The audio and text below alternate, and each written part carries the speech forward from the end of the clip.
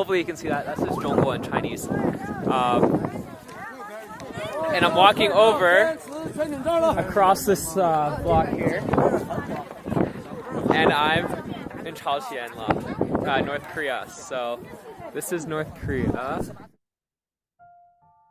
I've been fortunate to travel to a lot of countries.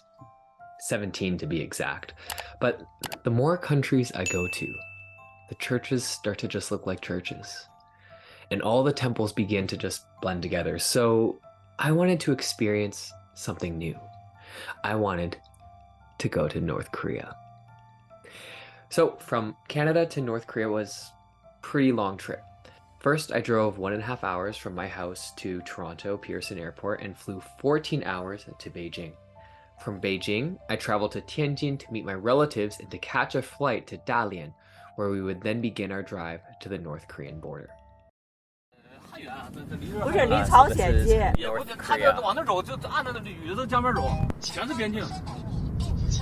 while, I will get out of the car hopefully and take some pictures. As I drove along the border, there was one thing that I noticed. It was how beautiful this part of Asia actually was.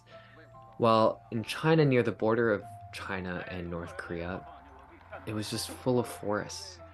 They were breathtaking, full of colors, wildflowers, but all you had to do was look past the Chinese mountains and you could clearly see the mountains of North Korea, and they were completely different. The ones in China, full of trees, but the ones in North Korea had been completely logged, and all you could see was dirt as trucks drove along the mountains just across the border in North Korea. So the first leg of my trip was to go to Pekdusan, which is known as Shan in Chinese. And this mountain is so revered by all Koreans that it's mentioned by name in both the North Korean and the South Korean anthems. I wanted to start my journey by finding the one thing that both North Koreans and South Koreans can agree upon, and something that they both love. And so that's where I went. I went to Shan. And actually, I was there just a few years after when Kim Jong-un and the South Korean president met. And so this was the start of my journey. Here, so half this lake is in North Korea, and half of the lake is in China, so it's quite pretty here. So if you see, it's called Tianshi, so it's the Heavenly Lake. It's actually a volcano, last erupted in the 1800s. Yeah, it's the highest, I'm pretty sure it's the highest volcanic lake in Asia, so it's very, very real, you guys see. This part of my journey was fun, it was exciting, and let's just say normal. I climbed up 2,470 meters above sea level, and it was pretty easy because there was stairs all the way up. And so the top of the mountain, it was a bit surreal. It was a bit touristy and complete with photo stands, and it felt like you were at Disney World with Cinderella's castle behind you. But here's the thing, it wasn't Cinderella's castle behind you.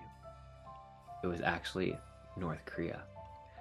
We could actually even see the beach where the North and South Korean president had met just years before. Supposedly, okay, this is the really cool part, you are allowed to step foot into North Korea from the Chinese border if you were on this viewing platform. And so, of course, I had to do that to say that I've been to North Korea. I watched something as simple as a chipmunk just scurry past me, and I was like, oh my gosh, this is a chipmunk that is in North Korea.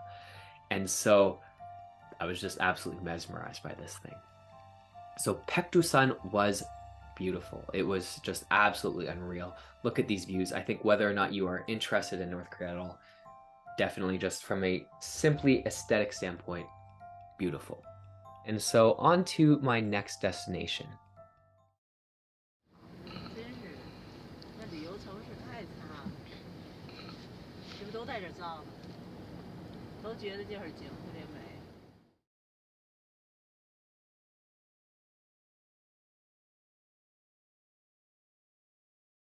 Breaking new details about North Korea's missile launch. Kim Jong-un's regime firing what's believed to be an intermediate-range ballistic missile over Japanese airspace for the second time in a month. Alarms blaring in Japan. Another extreme provocation by North Korean dictator Kim Jong-un. On my second day of travels to North Korea, there was a lot of security. But I didn't know why, and neither did my driver or my family. And we started passing through a lot of military checkpoints, which were some of them looked a little bit kind of haphazard, quickly set up, and some of them were a little bit more established. Well, little did I know that these were being set up in response to North Korean missiles, which were launching at the time that I was there. And so they were shooting missiles over to Japan at that time. And so we got through these military checkpoints with little to no problems.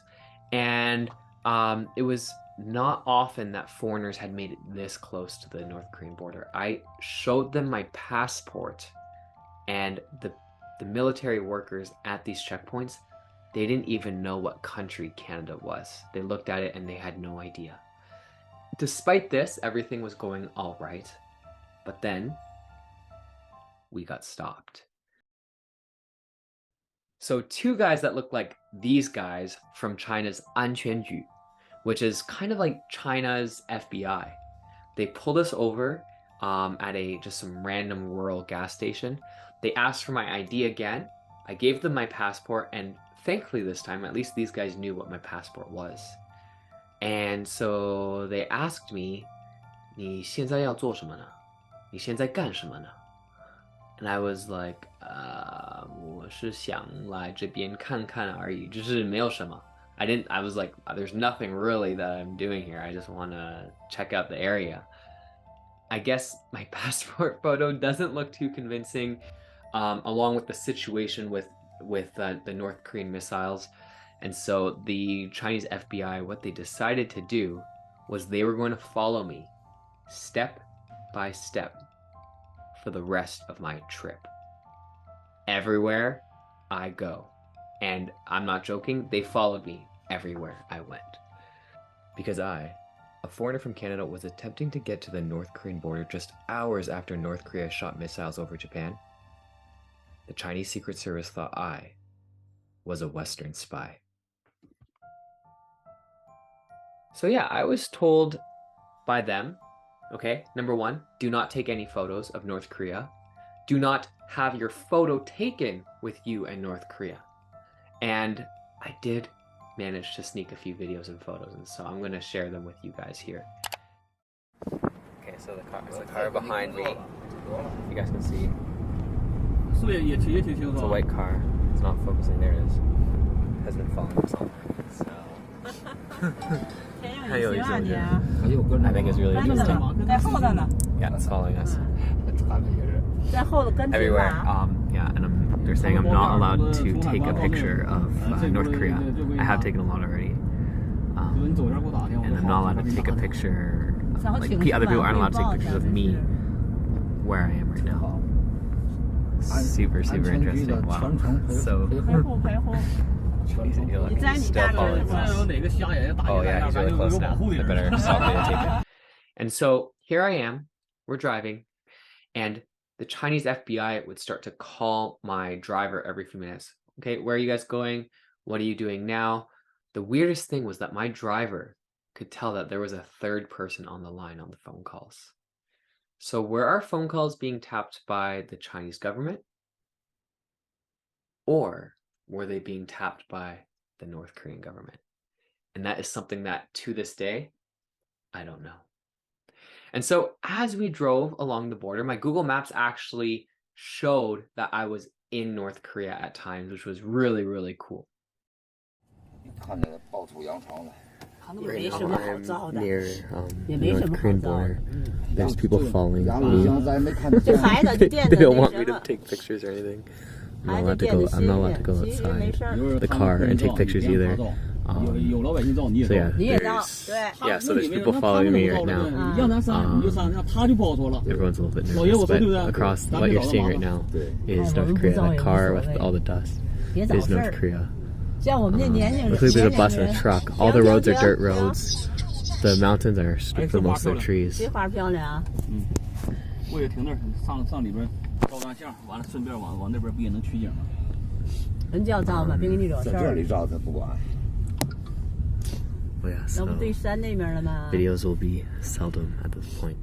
As I neared the North Korean border, we got to drive along one of North Korea's largest cities, Hyesan. 惠山市这是朝鲜第3最大的城市。国旗出来了，朝鲜的国旗。And over here, there's some sort of monument. 那个是纪念中国一个什么战争帮朝鲜的不一个纪念碑，英雄纪念碑吗？ The spies are. 都在朝鲜。 The security is right behind me right now. 现在别照，别惹事儿。人家搁那咱就别惹。那可不，咱别不自己。Trying to hide my cameras and videotaping this. 那块有个那个口岸大桥，那是中国的，照张相留个念。 So we have some sort of Korean monument, North Korean monument here right now. 广场那块人老了，没看今天人都少。哎，今天人都少，就咱们来，人家都核武器，人说你们这是污染了。 Can't quite tell what it is. 咱们说别去了，有核污染了。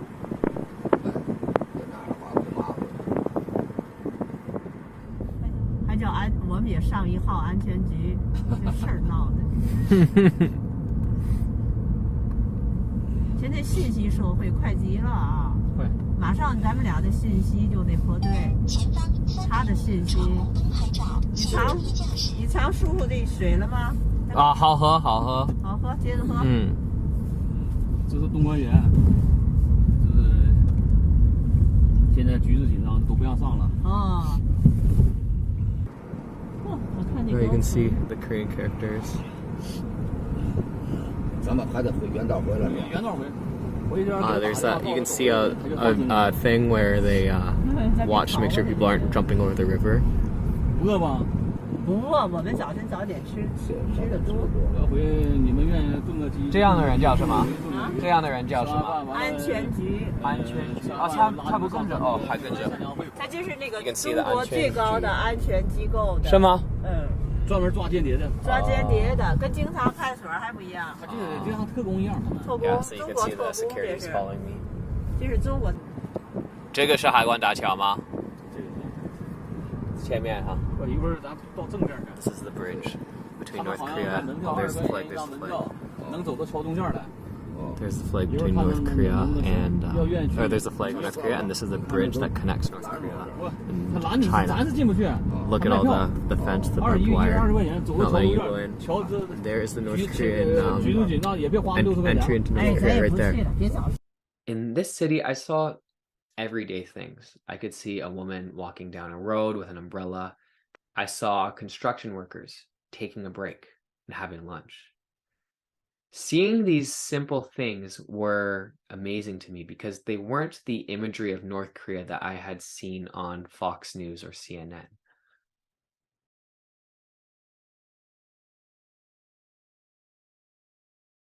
This is the border between Korea and China. So this is the Chinese side, and you can see the North Korean side through the gate here. You cannot see the flag, unfortunately. There's some Korean characters there. Imguk. I think it's the entry inspection area. One thing I just noticed about this border, there are no people, no cars, no 45-minute wait like getting from Canada to the US. Yeah, really interesting.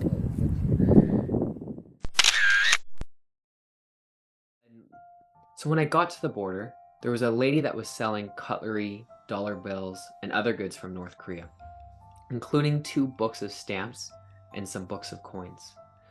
This lady smuggled goods to and from China and North Korea to make her living.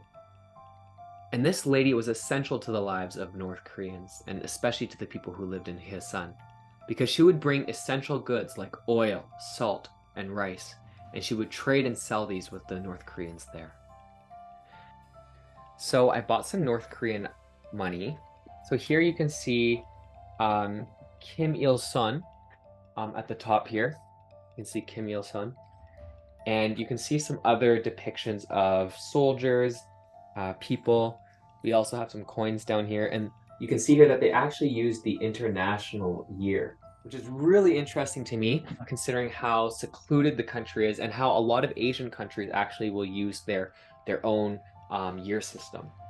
So what I liked even more than getting the coins from North Korea were these two stamp books.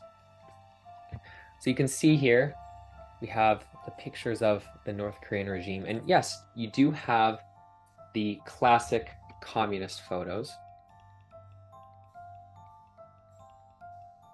And here's a painting of one of the great leaders on an official visit.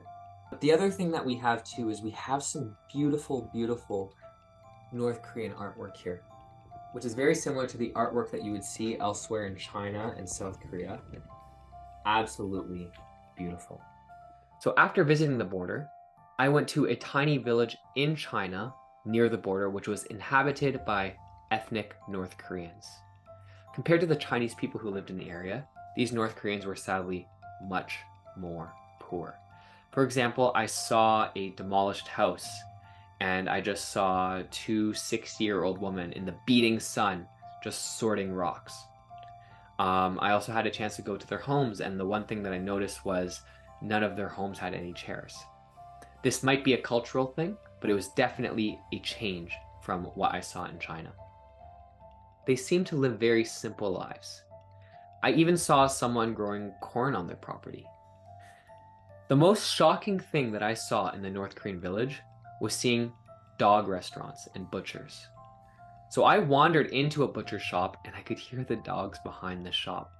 The butcher led us into the area where they prepared the meat. And so, okay guys, I'm warning you here, if you guys are a dog lover or a little bit squeamish, maybe just close your eyes for a few moments here. So I went in and I actually did see dog meat. So would I recommend going to the North Korean border in China? Well, if you are able to, then my simple answer is yes, do it. That part of China is really beautiful and it's worth seeing in its own. And you also get a chance to learn about the North Korean culture and how the people from North Korea live in China. And so all three of those things make it completely worthwhile. But going there is not just like your normal trip to Shanghai or New York or Tokyo. There's a lot of security and some safety concerns. And so I would definitely recommend, if you are going there, to at least be able to speak some basic Chinese so that you can speak with the local police, so you can speak to the 安全局, the Chinese FBI, and anyone else that you come in contact with who might be wondering why you're actually there. Overall, I think this trip to North Korea, to Pekdusan, to Hyesan in North Korea, it was completely worth it. If you can go, I would 100% recommend it. So remember how I wasn't allowed to take any pictures of North Korea? Well, here's the one photo I was able to take on my last day at the North Korean border, and you can see North Korea in the background. Can you guys see it? Alright guys, if you guys want to see other videos of me traveling in Asia and around the world, please like this video, subscribe, and hit that notification bell. It helps a lot. 谢谢你们收看，下次再见。